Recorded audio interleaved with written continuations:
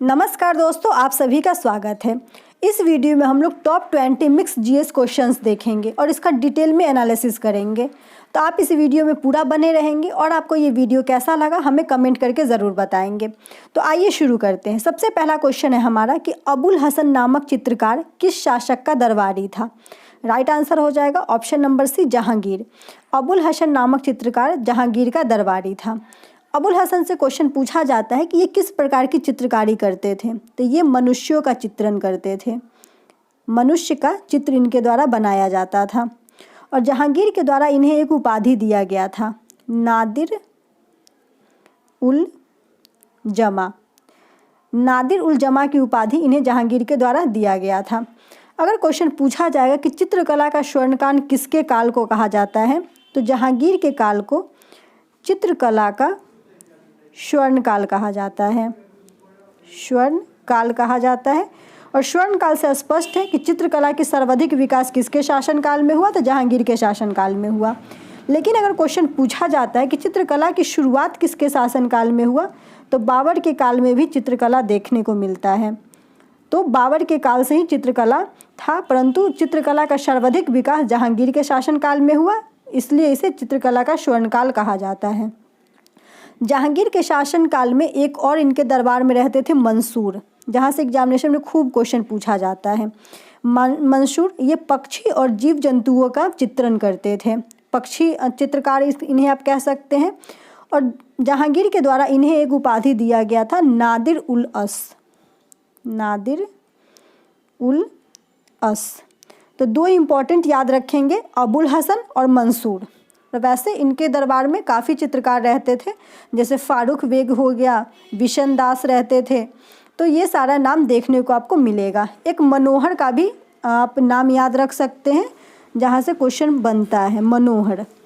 और ये भी जो था मनुष्यों का चित्रकारी करते थे। चलिए नेक्स्ट क्वेश्चन देखते हैं हम लोग, क्वेश्चन नंबर 2। क्वेश्चन नंबर 2 है कि निम्नांकित में से किन राज्यों की सीमा बांग्लादेश से मिलती है। तो बांग्लादेश से सीमा किस किस राज्य की मिलती है, तो मेघालय, त्रिपुरा, मिजोरम और असम। इन सारे राज्यों की जो सीमा है वो बांग्लादेश से लगती है। त्रिपुरा से क्वेश्चन पूछा जाता है कि त्रिपुरा एक ऐसा राज्य है जिसके तीन तरफ से जस्ट ए मिनट, जिसके तीन तरफ से बांग्लादेश की सीमा लगती है। तो एग्जामिनेशन में क्वेश्चन बनता है कि वो कौन सा राज्य है जो तीन तरफ से बांग्लादेश से घिरा हुआ है, तो राइट आंसर हो जाएगा त्रिपुरा। और वही अगर क्वेश्चन पूछा जाएगा कि वो कौन सा वैसा राज्य है जो दो बार, जिसके दो तरफ या दो बार बांग्लादेश की सीमा उस राज्य से लगती है, तो याद रख लेंगे असम। तो ये चारों जो राज्य हैं इसकी सीमा बांग्लादेश से लगती है। क्वेश्चन एक बनता है कि हमारे देश के साथ सर्वाधिक लंबी सीमा जो स्थलीय सीमा है किस देश के साथ लगती है, तो बांग्लादेश के साथ लगती है। कितनी, तो 4096 किलोमीटर। 4096 किलोमीटर की सीमा बांग्लादेश के साथ हमारे देश की लगती है। तो इसका राइट आंसर हो जाएगा ऑप्शन नंबर डी, जो हो जाएगा 1 2 3 4। चारों की सीमा बांग्लादेश से लगती है। चलिए नेक्स्ट क्वेश्चन देखते हैं, क्वेश्चन नंबर 3। क्वेश्चन नंबर 3 है हमारा कि पश्चिमी घाट की निम्नांकित पहाड़ियों का उत्तर से दक्षिण सही क्रम है। उत्तर से लेकर दक्षिण, नॉर्थ से लेकर साउथ में आपको ये अरेंज करना है। तो इसका राइट आंसर हो जाएगा ऑप्शन नंबर ए ही इसका राइट आंसर हो जाएगा। नीलगिरी की पहाड़ी और ये अन्नामलाई है, और इसके नीचे अन्नामलाई की पहाड़ी और इसके नीचे फिर हो जाएगी इलायची की पहाड़ी।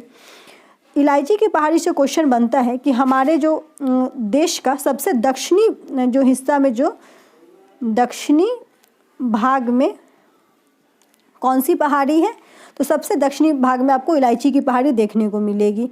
वहीं नीलगिरी की पहाड़ी से क्वेश्चन बनता है कि वो कौन सा ऐसा पहाड़ी है जो पूर्वी घाट और पश्चिमी घाट का मिलन स्थल है। तो पूर्वी घाट और पश्चिमी घाट का मिलन स्थल हो जाएगा नीलगिरी की पहाड़ी। चलिए नेक्स्ट क्वेश्चन देखते हैं, क्वेश्चन नंबर 4। क्वेश्चन नंबर 4 है कि भगवान महावीर वन्यजीव अभ्यारण्य किस राज्य में है। राइट आंसर हो जाएगा ऑप्शन नंबर सी, गोवा। और भगवान महावीर वन्यजीव अभ्यारण्य को हम मोलेम नेशनल पार्क के नाम से भी जाना जाता है, मोलेम नेशनल पार्क। वहीं अगर हम लोग देखें कि उत्तर प्रदेश का नेशनल पार्क कौन सा है, तो दुधवा नेशनल पार्क याद रखेंगे। बिहार का कौन सा हो जाएगा, तो बिहार का हो जाएगा वाल्मीकि।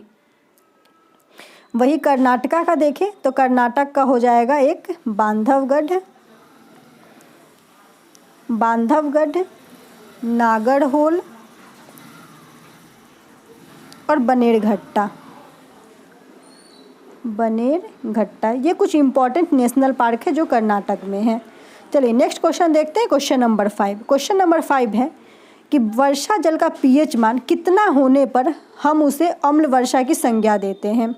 तो अम्ल वर्षा की संज्ञा देंगे जब अप्रॉक्स 5.6 हो जाता है। तो यहाँ पे ऑप्शन अगर देखेंगे तो 5.5 से कम अगर पीएच वैल्यू हो जाएगा तो वो हमारा अम्ल वर्षा की संज्ञा हम लोग उस वर्षा के पीएच वैल्यू को देंगे। वहीं अगर देखें तो हमारा पीएच वैल्यू कितना से कितना होता है, तो 0 से लेके 14 तक पीएच मान होता है, जिसमें 7 बीच में होता है और 7 जिस भी का पीएच वैल्यू होता है वो उदासीन होता है, वो न्यूट्रल होता है।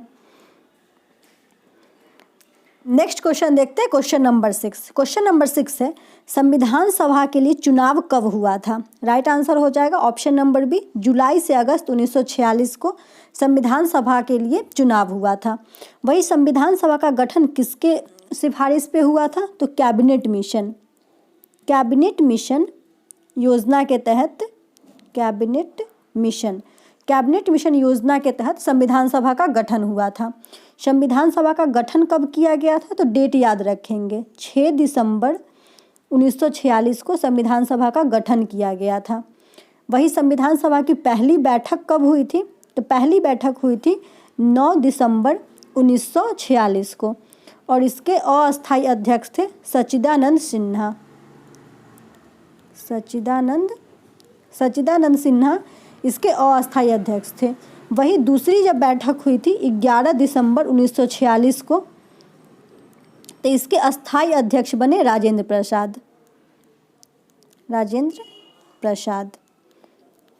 चलिए नेक्स्ट क्वेश्चन देखते हैं हम लोग, क्वेश्चन नंबर 7। क्वेश्चन नंबर 7 है कि संविधान का कौन सा भाग है जिसे लागू करने के लिए व्यक्ति सीधे उच्चतम न्यायालय जा सकता है। राइट आंसर हो जाएगा ऑप्शन नंबर ए, भाग 3। भाग 3 में मौलिक अधिकार की चर्चा है, मौलिक अधिकार की चर्चा की गई है भाग 3 में। मौलिक अधिकार से अगर आर्टिकल देखें तो आर्टिकल 12 से लेकर 35 में मौलिक अधिकार की चर्चा की गई है। उससे क्वेश्चन पूछा जाता है कि वो कौन से अधिकार हैं जो सिर्फ भारतीयों को दिए गए हैं। तो इसमें से याद रखेंगे 15, 16, 19, 29 और 30। ये 5 ऐसे मौलिक अधिकार हैं जो केवल भारतीयों को दिया गया है, केवल जो इंडियंस होंगे उन्हें दिया गया है। क्वेश्चन बनता है कि वो कौन से ऐसे मौलिक अधिकार हैं जो आपातकाल के दौरान भी निलंबित नहीं किया जा सकता। तो आर्टिकल याद रखेंगे 20 और 21, इसे आपातकाल के दौरान भी निलंबित नहीं किया जा सकता है। तो यहाँ से इतने सारे क्वेश्चंस बनते हैं। चलिए नेक्स्ट क्वेश्चन देखते हैं, क्वेश्चन नंबर 8। क्वेश्चन नंबर 8 है हमारा कि स्वदेशी आंदोलन की शुरुआत किस अधिवेशन के बाद हुआ। तो राइट आंसर हो जाएगा इसका ऑप्शन नंबर सी, बनारस अधिवेशन। बनारस अधिवेशन कब हुआ, तो 1905 में हुआ बनारस अधिवेशन और इसकी अध्यक्षता किसके द्वारा किया गया था, तो गोपाल कृष्ण गोखले के द्वारा। गोपाल कृष्ण गोखले के द्वारा बनारस अधिवेशन की अध्यक्षता की गई थी। स्वदेशी आंदोलन को बंग भंग विरोधी आंदोलन के नाम से भी जानते हैं, बंग भंग विरोधी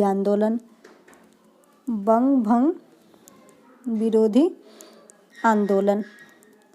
और यहाँ से एग्जामिनेशन में क्वेश्चन पूछा जाता है कि बंग भंग विरोधी जो आंदोलन है इसकी सबसे पहले जानकारी कहाँ से मिलती है। तो समाचार पत्र में प्रकाशन होता है, कब होता है, तो 6 जुलाई को समाचार पत्र में प्रकाशन। ये डेट याद रखेंगे, पूछा जाता है एग्जामिनेशन में। समाचार पत्र में प्रकाशन होता है 6 जुलाई को और इसकी आधिकारिक घोषणा 19 जुलाई को करजन के द्वारा किया जाता है। आधिकारिक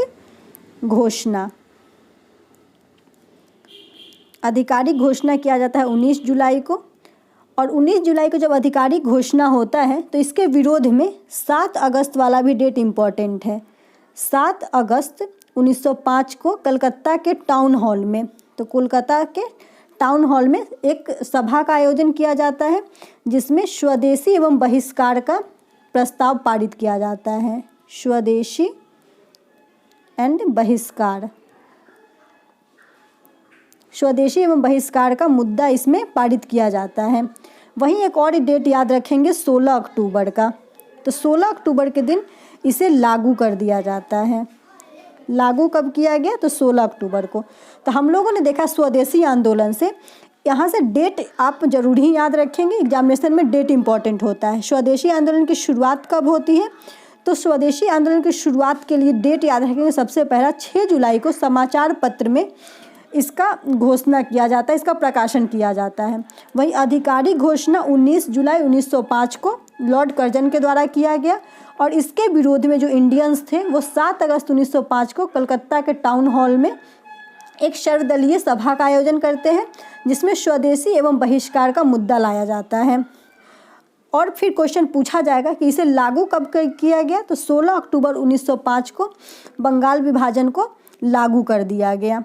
चलिए नेक्स्ट क्वेश्चन देखते हैं, क्वेश्चन नंबर 9। क्वेश्चन नंबर 9 है, चंपारण सत्याग्रह के प्रमुख किसान नेता थे। राइट आंसर हो जाएगा ऑप्शन नंबर ए राजकुमार शुक्ल।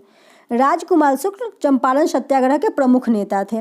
और चंपारण सत्याग्रह होता कब है? तो 1917 में चंपारण सत्याग्रह होता है। और किसके नेतृत्व में? तो महात्मा गांधी के नेतृत्व में ये चंपारण सत्याग्रह हुआ। तो राजकुमार शुक्ल, क्वेश्चन पूछा जाता है कि राजकुमार शुक्ल महात्मा गांधी को कब चंपारण आने की न्योता देते हैं? तो ये लखनऊ अधिवेशन याद रखेंगे। लखनऊ का जो अधिवेशन हुआ था 1916 में, यहाँ पे राजकुमार शुक्ल ने महात्मा गांधी से चंपारण आकर के और वहाँ के जो किसान नील की खेती करने से परेशान थे उनसे संबंधित जानकारी महात्मा गांधी को इन्होंने दिया था। और इस अधिवेशन की अध्यक्षता किसके द्वारा किया गया था? तो AC मजूमदार के द्वारा लखनऊ अधिवेशन की अध्यक्षता किया गया था। और यहाँ पे हम लोग देखें कि चंपारण सत्याग्रह किस लिए हुआ? तो नील की खेती के लिए। और 3 कठिया प्रणाली इसे कहा जाता था। 3/20, 20 कट्ठे में 3 कट्ठे में 20 कट्ठा अगर खेत है तो उसमें 3 कट्ठे में अंग्रेजों के द्वारा नील की खेती करवाई जाती थी। और इससे क्या होता था कि नील की खेती करने से उर्वरक शक्ति हमारे जो खेत होती थी उसकी कम हो जाती थी। तो यहाँ से ये सारे क्वेश्चंस आप याद रख सकते हैं जहाँ से एग्जामिनेशन में क्वेश्चन बनता है। चलिए नेक्स्ट क्वेश्चन देखते हैं, क्वेश्चन नंबर 10। क्वेश्चन नंबर 10 बनता है कि निम्नलिखित में से कौन सा प्रत्यक्ष कर नहीं है? तो राइट आंसर हो जाएगा ऑप्शन नंबर सी, सीमा शुल्क। ये प्रत्यक्ष कर नहीं है, ये अप्रत्यक्ष कर है। नेक्स्ट क्वेश्चन देखते हैं, क्वेश्चन नंबर 11। क्वेश्चन नंबर 11 है कि कार्नेटाइट किस धातु का अयस्क खनिज है? तो कार्नेटाइट किस धातु का अयस्क खनिज है? राइट आंसर हो जाएगा ऑप्शन नंबर सी, यूरेनियम का। और यूरेनियम का एक और अयस्क याद रखेंगे, पिच ब्लेड यूरेनियम का एक और अयस्क देखने को मिलता है। तो यूरेनियम का हम लोगों ने 2 अयस्क देखा, कार्नेटाइट और पिच ब्लेड। और हम लोग यहाँ पे देखते हैं जैसे क्रोमियम है, तो क्रोमियम का इस्तेमाल कहाँ किया जाता है? तो जो जंग रोधी इस्पात होते हैं, जंग रोधी इस्पात बनाने में क्रोमियम का इस्तेमाल किया जाता है। कॉपर का अयस्क देख लेते हैं, तो कॉपर का अयस्क हो जाएगा क्यूप्राइट। एक और ही देख लेंगे, कॉपर ग्लांस, मैलेकाइट,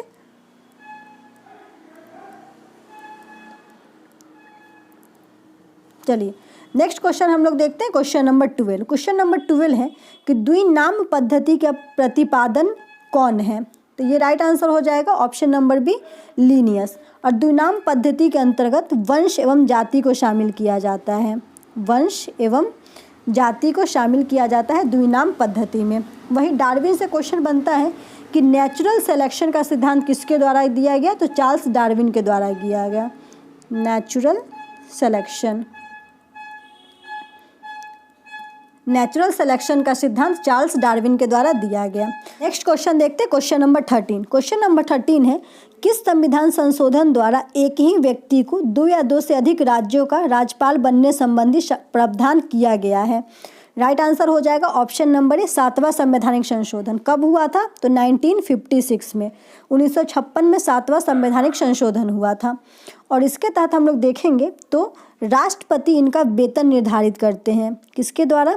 तो राष्ट्रपति के द्वारा इनका वेतन निर्धारित किया जाता है कि अगर ये अगर राज्य के राज्यपाल एक ही व्यक्ति हैं तो कुछ रेशियो फिक्स कर दिया जाता है और उसी रेशियो में इन्हें वेतन दिया जाता है। 7वें संवैधानिक संशोधन से याद रखेंगे कि भाग 7 को निरस्त किया गया था। भाग 7 को निरस्त किया गया था। साथ ही याद रखेंगे कि भाषाई आधार पर राज्यों के पुनर्गठन को संवैधानिक दर्जा दिया गया था। भाषाई आधार पर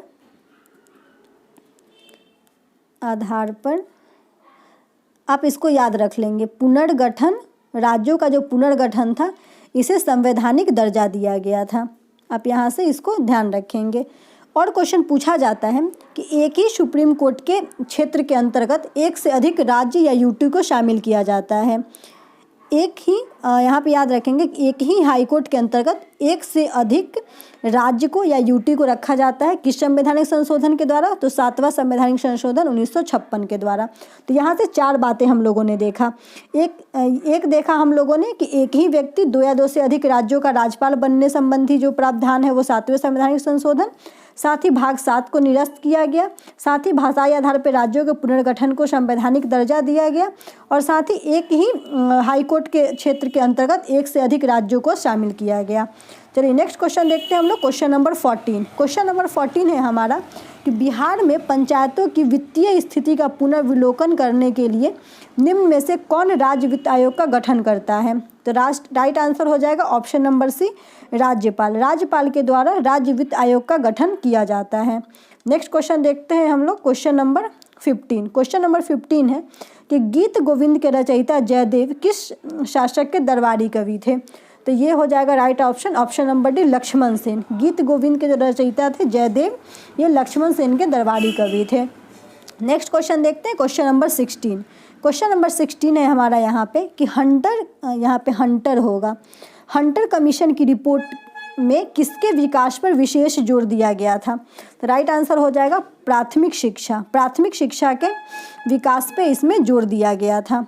चलिए नेक्स्ट क्वेश्चन हम लोग देखते हैं। Question number 17। क्वेश्चन नंबर 17 है कि भारतीय संविधान के अनुच्छेद 244 संबंधित है। राइट आंसर हो जाएगा ऑप्शन नंबर ए, अनुसूचित क्षेत्रों और जनजातीय क्षेत्रों का प्रशासन से संबंधित है। वहीं अगर क्वेश्चन पूछा जाएगा कि किसी क्षेत्र को अनुशासित क्षेत्र या अनुशासित जो जनजाति है वो किसके द्वारा घोषित किया जाता है? तो याद रखेंगे राष्ट्रपति के द्वारा। राष्ट्रपति को अधिकार होता है कि वो किसी भी क्षेत्र को अनुशासित क्षेत्र घोषित कर सकते हैं या किसी भी जाति को जनजाति घोषित किया जा सकता है। चलिए नेक्स्ट क्वेश्चन देखते हैं। Question number 18। क्वेश्चन नंबर 18 है हमारा यहाँ पे कि बिहार में पंचायत का मुखिया अपना त्यागपत्र देते हैं किसे? तो राइट आंसर हो जाएगा ऑप्शन नंबर डी, जिला पंचायत राज पदाधिकारी को कोई भी पंचायत का मुखिया अपना त्यागपत्र देते हैं। नेक्स्ट क्वेश्चन देखते हैं। Question number 19। क्वेश्चन नंबर 19 है कि निम्नलिखित में से कौन सा देश भू आवेशित नहीं है? राइट आंसर हो जाएगा ऑप्शन नंबर डी, रूस। रूस जो है वो भू आवेशित नहीं है। नेक्स्ट क्वेश्चन देखते हैं। Question number 20। क्वेश्चन नंबर 20 है हमारा कि किस बौद्ध संगीति के दौरान विनय पिटक और शुद्ध पिटक की रचना की गई थी? तो राइट आंसर हो जाएगा इसका ऑप्शन नंबर ए, प्रथम। और यहाँ से बहुत ही इंपॉर्टेंट क्वेश्चंस बनते हैं, आइए देखते हैं। शुद्ध पिटक की रचना किसके द्वारा किया गया था? तो आनंद के द्वारा किया गया था। और इसमें क्या था? तो इसमें जो बुद्ध के द्वारा जो उपदेश दिए गए थे वो था। बुद्ध के द्वारा दिए गए उपदेश की चर्चा शुद्ध पिटक में किया गया था। वहीं विनय पिटक की रचना किसके द्वारा किया गया था? तो उपाली के द्वारा। और इस पुस्तक में किसकी कौन सी बातें लिखी गई थी? तो बौद्ध धर्म में प्रवेश को लेकर जो नियम थे, प्रवेश का नियम, बौद्ध धर्म में प्रवेश करने को लेकर जो नियम थे उसकी चर्चा यहाँ पे उपाली के द्वारा विनय पिटक में किया गया था। और बौद्ध संगीति प्रथम कब हुई थी? तो 483 ईस्वी पूर्व में प्रथम बौद्ध संगीति हुई थी। किसके शासनकाल में? तो अजात शत्रु के शासनकाल में ये हुआ था। और इसकी अध्यक्षता किसके द्वारा किया गया था? तो अध्यक्षता याद रखेंगे महाकश्यप के द्वारा। महाकश्यप के द्वारा इसकी अध्यक्षता किया गया था। और ये हुआ कहाँ पे था, तो ये भी याद रखेंगे, ये राजगृह में हुआ था। चलिए, तो यही था आज का हम लोग का 20 क्वेश्चंस का सेट। आई होप आपको ये वीडियो अच्छा लगेगा। अगर अच्छा लगेगा तब ज़्यादा से ज़्यादा इसे शेयर करेंगे। फिर मिलते हैं नेक्स्ट वीडियो में, तब तक के लिए थैंक यू।